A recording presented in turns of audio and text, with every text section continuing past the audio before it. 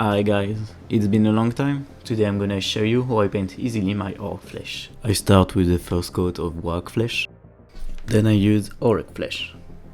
It needs to be a glaze like this.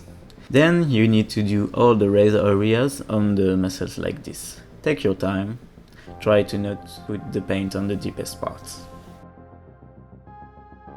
Once it's finished, you should have a result like this. Then I will use a green camo to do a little highlight. You need to catch all of the raised areas, but this time they need to be exposed to the sun.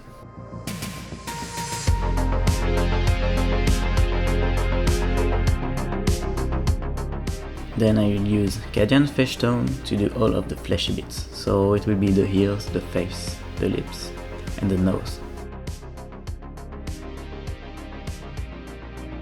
Once you have done it, you have finished, so it was very easy and quick. You can have great results like mine. I basically did all of my orc army with these steps. Don't forget to leave a like, and I have an Instagram. If you would like to follow, it will be much appreciated. See you next time!